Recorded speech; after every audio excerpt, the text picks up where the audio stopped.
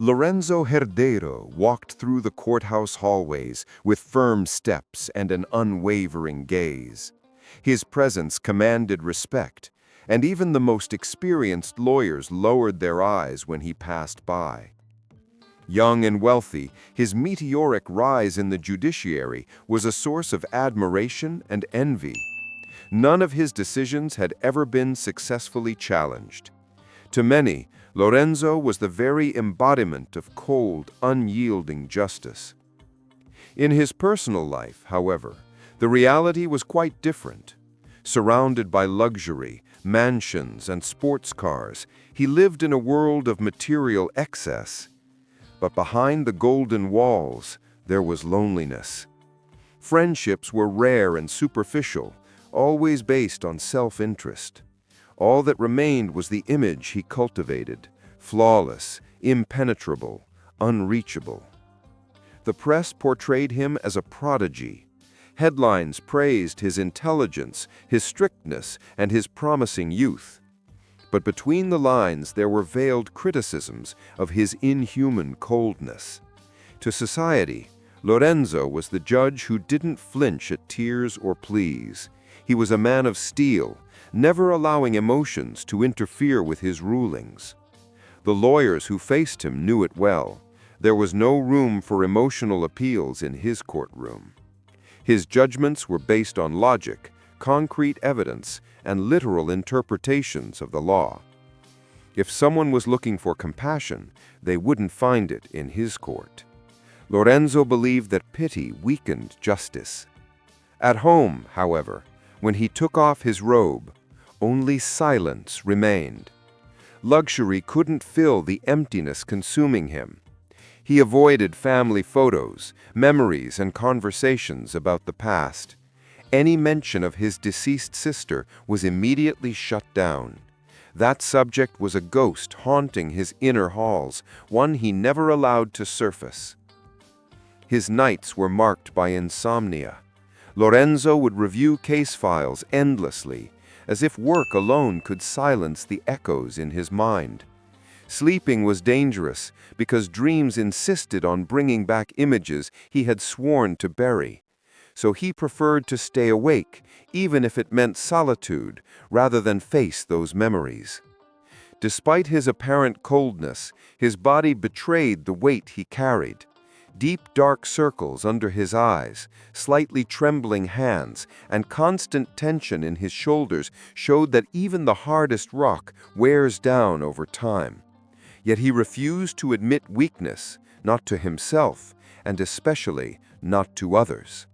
His closest colleagues, though they admired him, saw him as an enigma. There was no room for casual conversations or personal confidences. Lorenzo had no confidants, only subordinates and rivals. To him, trust was a currency too rare to spend. Deep down, Lorenzo believed that was precisely his role, to wear the mask of perfection without ever letting it slip. To him, showing humanity was showing vulnerability, and vulnerability, in the world he lived in, was synonymous with defeat. And so, Lorenzo went about his routine, convinced that nothing could shake the fortress he had built over the years. What he didn't know was that soon, his own past would return to tear down the empire of ice he had so carefully constructed. If you also believe that behind a cold exterior there can be hidden pain, subscribe to the channel now. This story will show you that masks don't always reveal the truth. The next morning, the courtroom was packed for a trial that had caught the media's attention. The defendant was a young woman in her early 20s named Isabela, a technology expert accused of hacking into the financial system and illegally moving millions. To many, it was a serious crime, worthy of severe punishment. Lorenzo entered the courtroom with his usual imposing presence. His black robe enhanced the aura of authority that surrounded him. The audience immediately fell silent, and camera flashes stopped as he took his seat. His gaze swept over the room like a blade, finally settling on the defendant. Isabela, despite the tension, held his gaze without looking away. The prosecutors presented their case with confidence, describing every line of code they had traced and every transaction that was made. The case against her was solid, backed by technical evidence that would be hard to challenge. Many believed the young woman's fate was already sealed before the trial even began. On the other side, the defense waited for its turn. Isabela's lawyer, an experienced and persuasive man, seemed to have something held back for the right moment. His eyes showed confidence, as if he was about to play an unexpected card. As the minutes passed, Lorenzo remained impassive, taking cold, precise notes. To him, so far, it was just another case to be decided, a life he would judge with the same rigor as always. Nothing seemed capable of breaking his iron composure. Isabela, however, didn't seem to be just another defendant. Her demeanor suggested something different, not the arrogance of a criminal, but the dignity of someone who knew there was a greater cause behind her actions. Her breathing was steady, and her eyes showed both pain and determination. The atmosphere in the room grew heavier by the minute. The audience waited anxiously for the moment the defense would finally present its arguments. Something in the air said that this wouldn't be just another ordinary trial. Unmoved by the expectations around him, Lorenzo remained convinced that the law should be applied without exceptions. But somewhere deep inside, a sense of unease began to stir. It wasn't rational. It was almost instinctive, as if something about that young woman had the power to pierce through his defenses. When the defense attorney finally stood up, the tension became almost palpable. He adjusted his glasses, took a deep breath, and announced that he would reveal the true motivation behind Isabela's actions. The courtroom fell silent, and all eyes, including Lorenzo's, fixed on him. What came next would be the first crack in the fortress of arrogance and certainty that Lorenzo had built. The case that had seemed straightforward was about to become a cruel mirror of his own past. Isabela's lawyer began speaking in a steady voice, emphasizing that his client's actions were not driven by greed or ambition. He asked everyone to listen not just with their ears, but with their hearts. Lorenzo raised an eyebrow, impatient and used to emotional appeals. Still, something in the lawyer's confident tone held his attention. The man then revealed the motivation behind the crime. Isabela had hacked the financial system to pay for her seriously ill sister's medical treatment. The revelation spread through the courtroom like lightning, sparking murmurs and stunned looks. Some frowned with compassion, while others pressed their lips in judgment.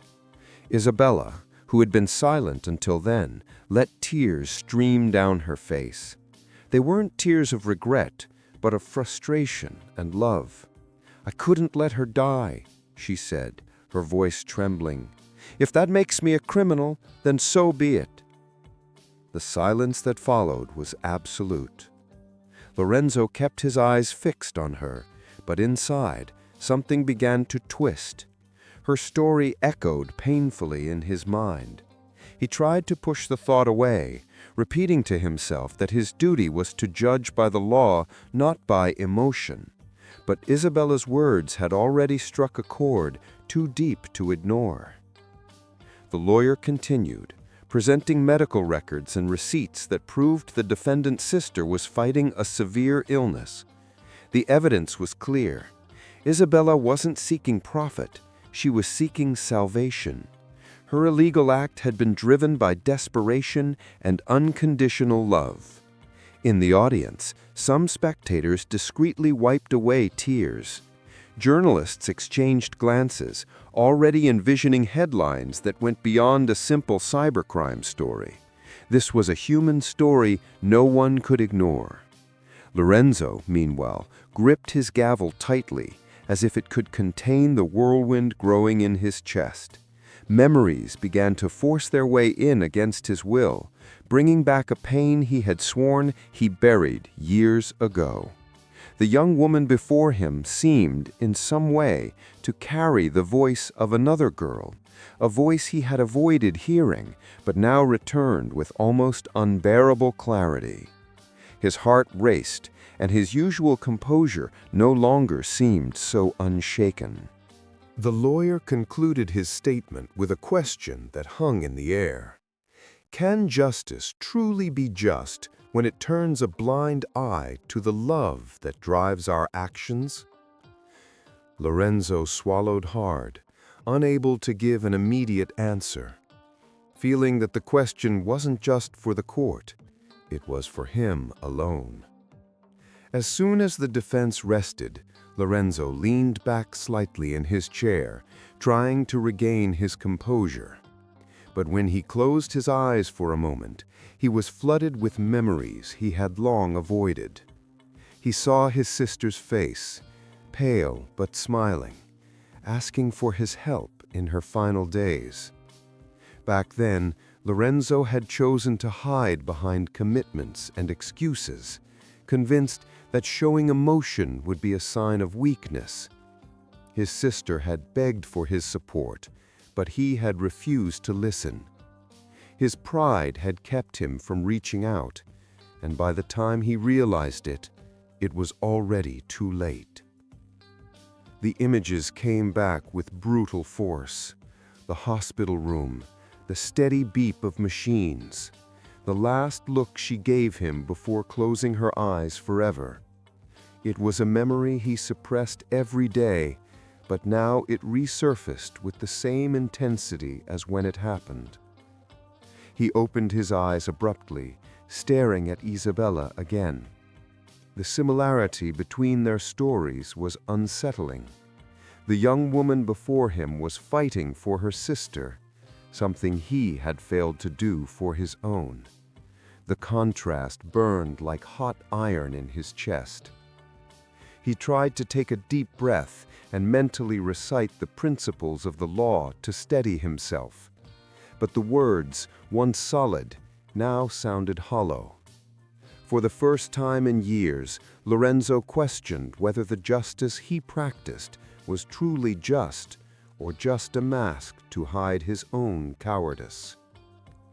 Outside the courtroom, the audience waited in silence, unaware of the internal battle raging within the judge. To everyone else, he still seemed like the same impenetrable man. Only he knew that his walls were about to crumble. As the hearing continued, Lorenzo took notes mechanically, not really processing anything. His mind was elsewhere, filled with ghosts. The courtroom had become a mirror, reflecting not just the defendant, but his own past.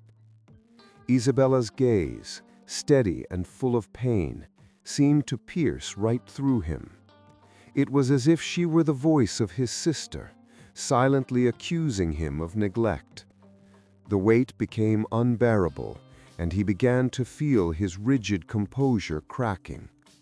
In that moment, Lorenzo understood that this trial wasn't just about Isabela. It was about him, too.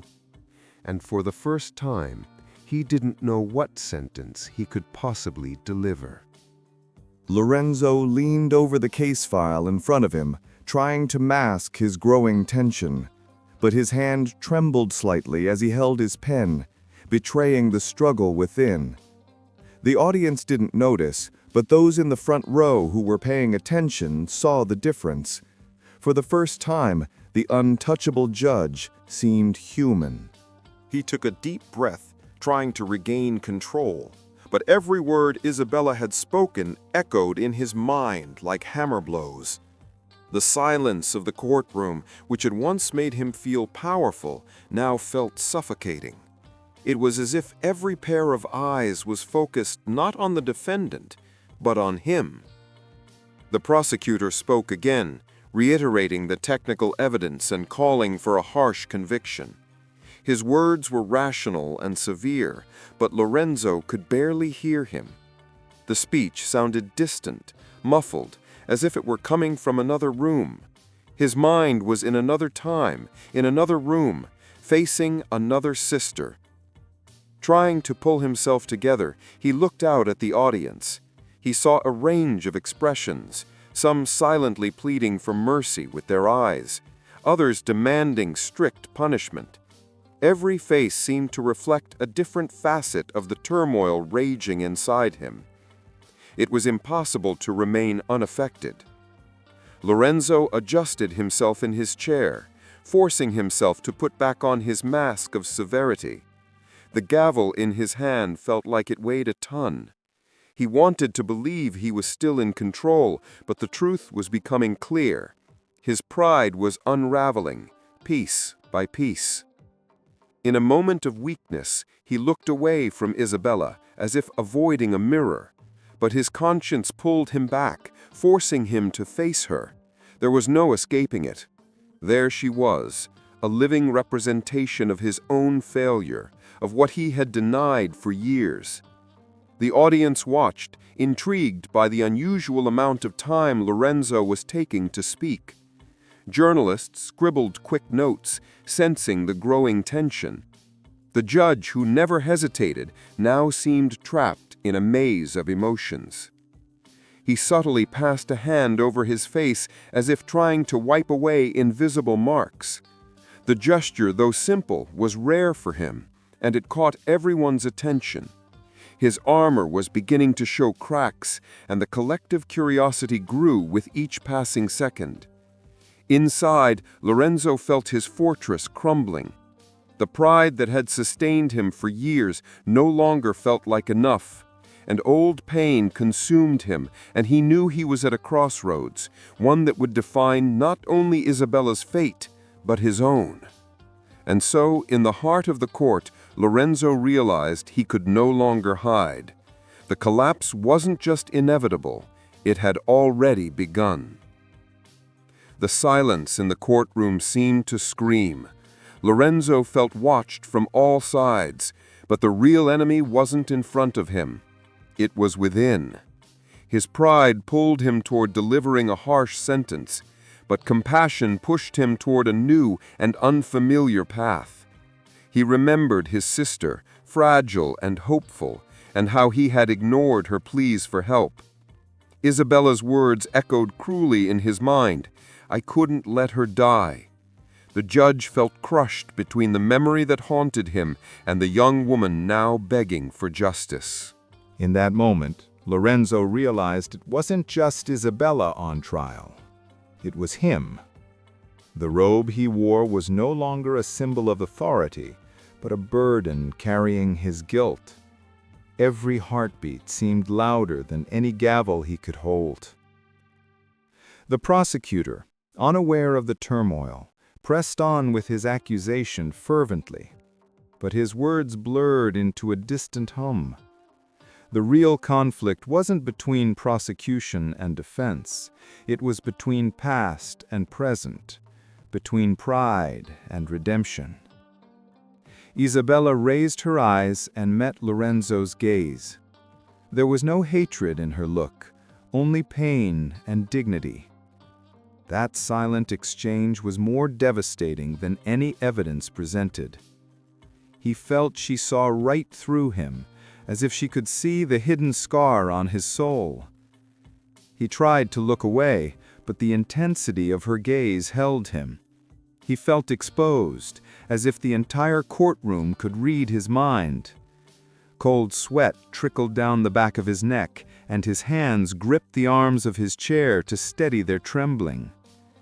With every second, the internal battle grew more intense. If he followed his usual path, he would condemn Isabela without hesitation. But that would mean burying his sister's memory once and for all, silently admitting his own guilt. If, on the other hand, he chose compassion, he would call into question his entire career, his reputation, and the image of the infallible judge the world admired. It was a leap into the unknown, with no guarantees. The courtroom waited in anticipation. The audience, the lawyers, and Isabela herself awaited his word. But Lorenzo knew that before he could speak to them, he had to win the war raging inside him. And in that suffocating silence, it became clear. The real trial hadn't begun yet.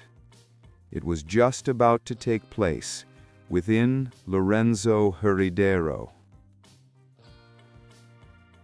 Isabela slowly rose to her feet, asking permission to speak in her own defense. Her voice, though trembling, echoed clearly through the hall. "If the law says I'm guilty, I accept the sentence. But if life asked me to choose again, I would do it all over to save my sister." The courtroom remained silent, absorbing every word as if it were a sacred confession. Lorenzo kept his eyes fixed on her, but his breathing quickened. With every word Isabela spoke, it felt like the inner walls of his fortress were collapsing. The memory of his sister, begging for his support, resurfaced with crushing force. The contrast between what Isabela did and what he failed to do was unbearable. Isabela continued, her voice growing steadier. "I didn't steal out of greed. I wasn't seeking power. I just wanted to give a chance at life to the only person I had left." Her hands trembled, but her eyes shone with conviction. The audience, moved, watched in silence, as if no one dared break the moment.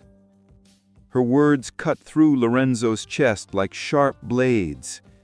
He remembered his last conversation with his sister, when, out of pride, he refused to admit she needed him. Now, facing Isabela, he felt condemned by his own silence from the past. Some members of the audience discreetly wiped away tears. Journalists exchanged glances, already aware that this hearing would go down in history. This wasn't just a legal trial, it was a human one, where values greater than the law were at stake.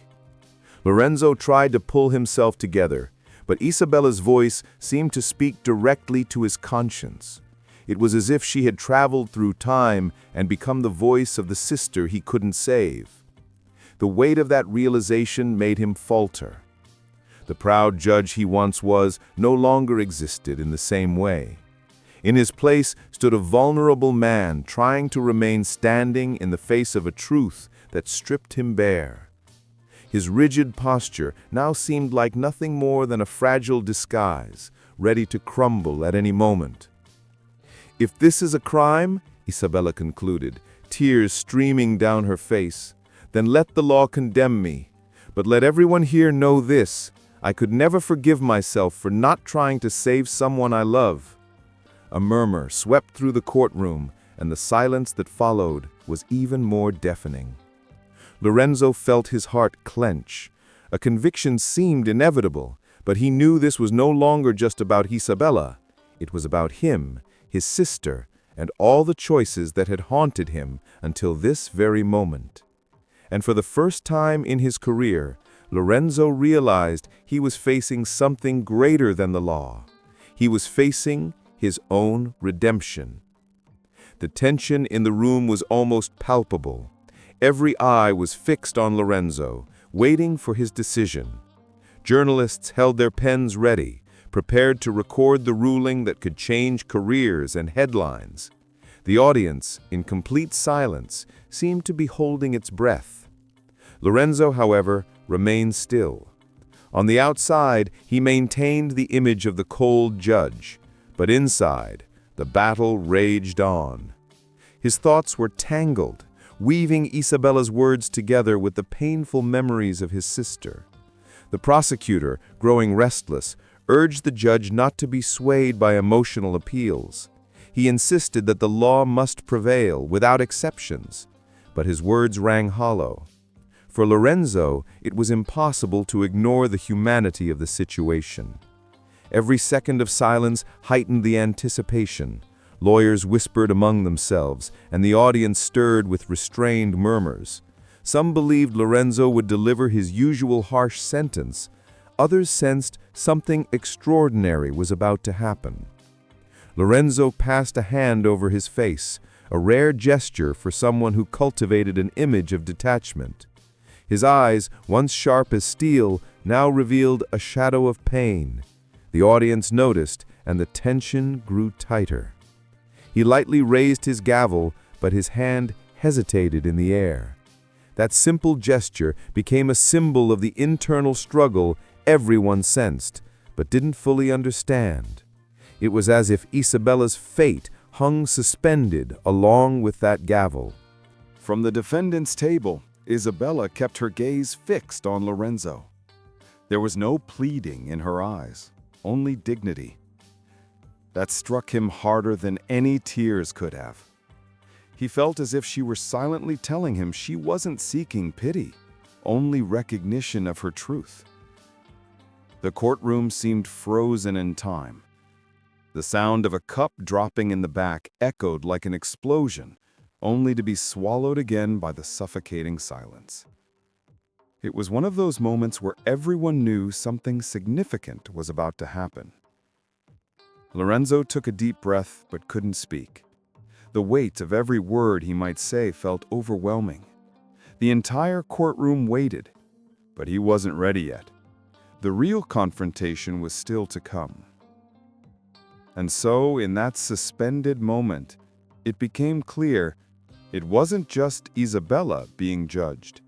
It was Lorenzo Herdeiro standing before everyone, and most importantly, before himself.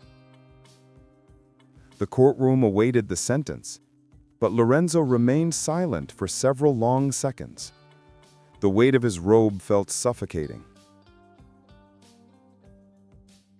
He sensed that if he spoke his usual words, something inside him would break for good. Then, in an unexpected move, he pushed the case documents aside and faced everyone with tear-filled eyes. "You know me as a relentless judge," he began, his voice trembling. The audience held its breath. "But today I'm not just a judge. Today I'm a man facing the cruelest mirror of all, that of my own conscience." His words echoed through the room, heavy with pain. Lorenzo took another deep breath and continued. He confessed that he too had had a sick sister, and that out of pride he had failed to help her. He told them how he hid behind work and coldness until her death became his silent sentence. The entire courtroom fell silent, stunned by his revelation. Some lawyers exchanged disbelieving glances. Journalists, in shock, scribbled frantically. Never before had Lorenzo shown any vulnerability.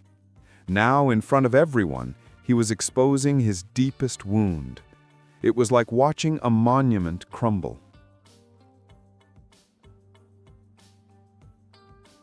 Isabela, moved, let her tears flow freely. She hadn't expected the man judging her to carry a pain so similar to her own. In her heart, a silent bond formed between them, stronger than any sentence. If condemning Isabela is the price of a cold, unfeeling law, then so be it. But if justice also means having the courage to see another's pain, then I cannot look away," Lorenzo declared, his voice wavering between strength and fragility. The audience was spellbound. Some cried quietly. Others could only watch, unable to believe what they were witnessing. The untouchable judge was finally showing his humanity. He lowered the gavel, but did not use it. His hands trembled visibly. For the first time, Lorenzo was not afraid to show weakness.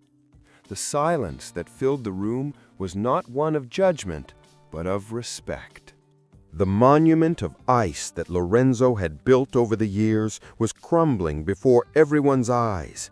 And paradoxically, it was in this moment of collapse that he revealed himself to be more human, more genuine, and more noble than he had ever been. The entire courtroom waited anxiously. The judge, who had always embodied the coldness of the law, now stood at a crossroads. Lorenzo took a deep breath, raised his eyes, and announced in a choked voice, "Isabela, you are acquitted." The impact was immediate. Murmurs spread through the audience. Journalists rose in a frenzy, and lawyers exchanged looks of disbelief. It was the first time Lorenzo had defied expectations of a conviction. The sentence echoed like an earthquake through the legal system. Isabela couldn't hold back her tears. The young woman covered her face in relief, while her sister, seated in the audience, wept with gratitude. The decision meant more than just freedom. It was a recognition that love could not be judged solely by cold, hard rules.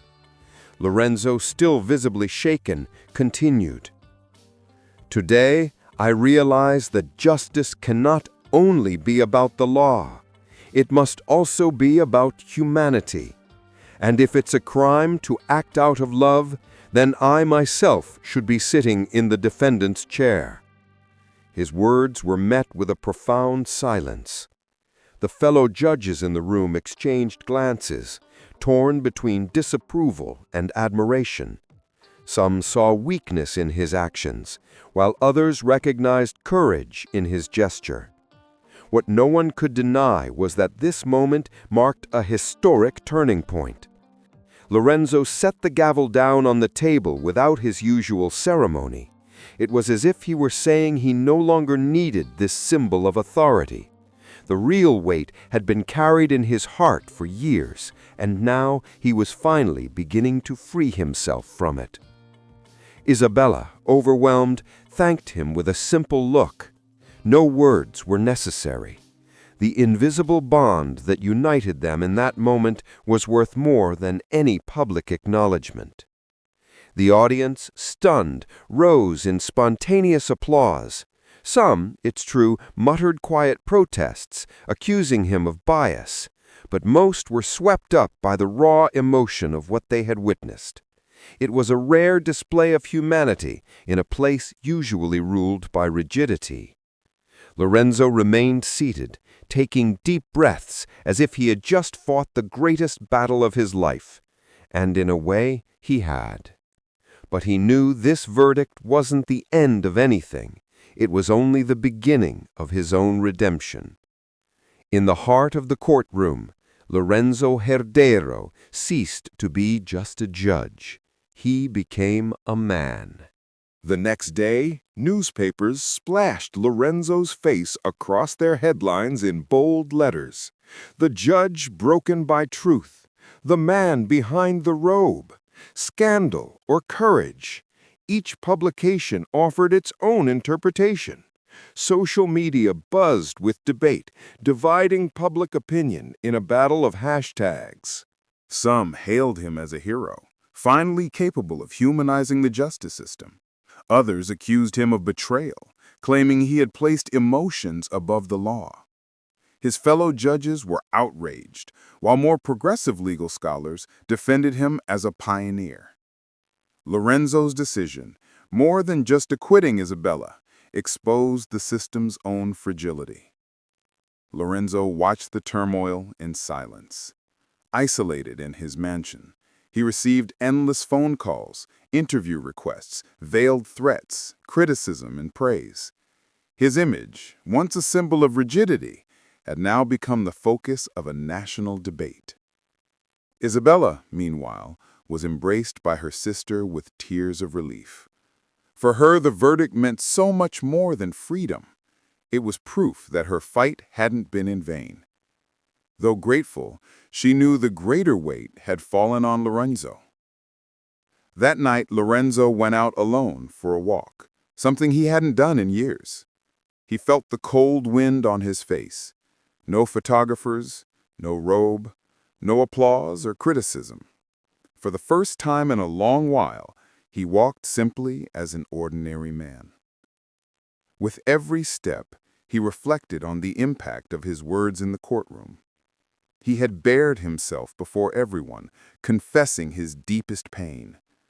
Paradoxically, he felt lighter, as if he had broken invisible chains that had imprisoned him for years. Still, doubt gnawed at him. Had he done the right thing, or had he simply given in to emotion? The line between justice and compassion seemed too fine. But one certainty grew within him. He could no longer go on living the same way. He knew his career as a judge was compromised. His colleagues would never see him the same way again. The untouchable man had crumbled, and the myth had been replaced by a fallible human being. And for many, that revelation was unforgivable. Yet, as he looked up at the dark sky, Lorenzo realized something new. For the first time in years, he felt no shame when remembering his sister. He hadn't been able to save her, but perhaps he could save others. The trial wasn't over. It had simply moved to a different courtroom. The next morning, Lorenzo called a press conference. Journalists packed the auditorium, eager to hear from the man who had shaken the foundations of the judiciary. Cameras, microphones, and lights surrounded him, but Lorenzo seemed calmer than ever. Standing tall, he announced his resignation as a judge. He said he could no longer judge others' lives when he was still learning to handle his own. His words sounded like both a confession and a liberation, drawing mixed reactions from the crowd. Some journalists tried to challenge him, accusing him of cowardice. Others, moved, recognized rare courage in him. Lorenzo, however, wasn't seeking applause or excuses. He spoke only with the sincerity of someone who had finally accepted his own humanity. After the announcement, he laid his robe on the table in front of the cameras as a symbol of his departure. The gesture was replayed countless times on news broadcasts, becoming a historic image, the judge who walked away from power to find himself. Back in the solitude of his mansion, Lorenzo felt the weight of his decision. For the first time in years, there were no case files on his desk, no trials awaiting his judgment. The routine that had defined him had vanished. All that remained was emptiness and freedom. The silence in the house seemed deeper than ever before. But instead of suffocating him, it brought a strange sense of peace. He no longer had to hide his pain behind verdicts. At last, he could look inward without fear. That night, standing before the mirror, Lorenzo saw himself as never before. No robe, no masks, no titles. Just a man marked by pain, yet willing to start over. For the first time, he could hold his own gaze. Despite the calm he felt, he knew his life would change dramatically. Without the robe, he had lost status, prestige, and influence. But he had gained something he'd never truly had before, the chance to be authentic. The weight of his resignation was heavy, yet paradoxically, Lorenzo felt lighter. It was as if he had finally let go of the chains that had bound him to a version of himself that was never real. And so, in the silence of that night, an idea began to take shape, to turn his pain into purpose, his loss into a legacy, his weakness into strength for others. The days following his resignation were filled with deep reflection. Lorenzo, now free from the constraints of his judicial role, searched for new meaning in his life. During a quiet visit to a public hospital, he observed children and young people fighting illnesses, many without access to even the most basic treatment. The scene reopened the wound of his sister's memory, but it also planted a seed of change. He decided his fortune would no longer be spent on luxuries and appearances. Instead, he began sketching plans for an institute that would provide real support to vulnerable youth, not just medical care, but also education, opportunities to learn, and a place to belong. It would be a space to transform lives. He gathered advisors and specialists, surprising them with his new vision. Some, accustomed to the arrogant Lorenzo, doubted his sincerity. But he convinced them with a different light in his eyes, one born of remorse and a genuine desire to make amends. Isabela, now free, received an unexpected invitation. Lorenzo reached out to her personally, asking her to be one of the project's coordinators. Hesitant at first, she eventually accepted when she saw the authenticity in his words. To her, this gesture was proof that his redemption was rooted in action, not just words. The news spread quickly. The former millionaire judge Lorenzo Herdeiro was founding an institute for vulnerable youth. Once again, opinions were divided. Some accused him of seeking attention. Others saw a man rising from his own ashes. For Lorenzo, it didn't matter. For the first time, he wasn't seeking outside approval. His purpose was clear: to give other young people the chance his sister never had, the chance he had been too proud to offer. The Institute would be more than just a charity. It would be his way of asking for forgiveness. As construction began, Lorenzo felt that every brick laid was a step toward healing his own soul. The emptiness that once consumed him was slowly being filled by something greater than himself. In the quiet of his room, he remembered his sister's face in her final moments. For the first time, he was able to smile when thinking of her, not as a ghost of pain, but as an inspiration to move forward. And so, Lorenzo discovered that true greatness wasn't found in the power to judge, but in the power to transform lives.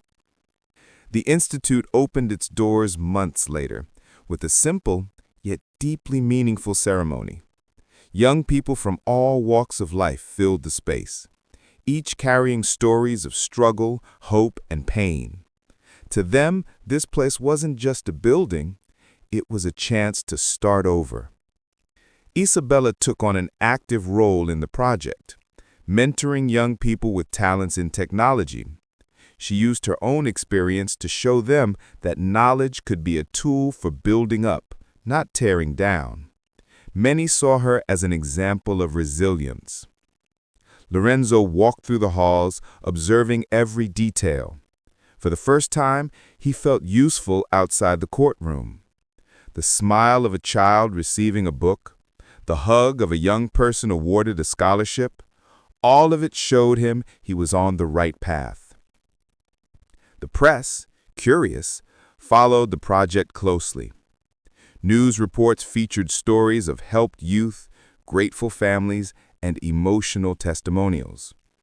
Slowly, Lorenzo's public image began to rebuild, not through the authority of his robe, but through the humility of his actions. Despite these successes, the journey wasn't easy. There were criticisms, financial challenges, and logistical hurdles. But instead of backing down, Lorenzo faced each obstacle as part of the process. Unlike in the past, he no longer ran from pain. He met it head-on. His lonely nights in the mansion were replaced with meetings, visits, and conversations with young people and their families. Lorenzo discovered the value of listening, something he had never practiced before. He learned that often the greatest justice was simply giving a voice to those who had never been heard. Isabela, watching his transformation, began to believe that the man who had once judged her so harshly had finally found his true humanity. Between them grew a relationship built on respect and trust, forged not in the courtroom, but through shared pain. Every young person who walked through the Institute's doors represented, to Lorenzo, a piece of the story he couldn't change with his sister. But now, in every smile he helped create, he found a way to honor her memory. Slowly, the once arrogant former judge was transforming into a mentor, a guide, and an example that even the deepest mistakes can bear fruits of hope. And deep down, Lorenzo knew he wasn't just rebuilding lives, He was rebuilding his own. The day of the official inauguration of the Herdeiro Institute arrived with an atmosphere filled with emotion. Unlike the grand ceremonies he was used to, Lorenzo chose something simple, a modest auditorium filled with the young people they were helping, their families, and the staff. There was no luxury, only smiles and hope. When he stepped onto the stage, the room fell silent. The man once known as the Iron Judge now stood before them with no robe, no masks, just a calm expression. He looked at the audience and paused for a few seconds before he began to speak. His voice, steady yet gentle, carried sincerity. "I spent years believing that greatness lay in power, wealth, and the image I projected to the world. But I learned in the most painful way that none of that matters if there's no humanity. Today, I am here to say that true greatness is born from humility." His words struck a chord. Many of the young people listening saw themselves reflected in this man who openly admitted his mistakes without fear. Parents wiped quiet tears, moved that someone with so much influence had chosen to extend the hand rather than build walls. Isabela, seated in the front row, smiled softly. In her heart she knew this moment was living proof that even those who had made the biggest mistakes could find redemption. The bond between her and Lorenzo, forged in suffering, was now blossoming into hope. Lorenzo continued, sharing his story without shame. He spoke of his sister, his guilt, his arrogance, and above all, the transformation that brought him here. "I can't change the past, but I can use what I've learned to change futures, and that's what this institute represents, a second chance, not just for you, but for me too." The auditorium erupted in applause, but Lorenzo didn't raise his arms in triumph. He simply bowed his head in respect. For the first time, he felt he had nothing left to prove to anyone. Humility had replaced pride, and that was enough. After his speech, he walked among the young people, shaking hands, listening to their stories, laughing and crying with them. He was no longer a distant judge on a pedestal, but a present and engaged man, willing to share in their lives. Every hug he received felt like another inner wound beginning to heal. As the event drew to a close, Lorenzo gazed out at the horizon through the auditorium windows. For the first time in many years, he felt he was exactly where he was meant to be, not in the courtroom, not in his mansion, but among these lives that were just beginning to rebuild. The legacy being born was not that of a millionaire judge, but of a man who had found his true greatness in humility. And deep down, he knew his sister would be smiling proudly. This was Lorenzo's journey, from arrogant judge to humble man who discovered true greatness. And if you believe stories like this can change lives and stir emotions, subscribe to the channel now. Your next powerful story starts right here.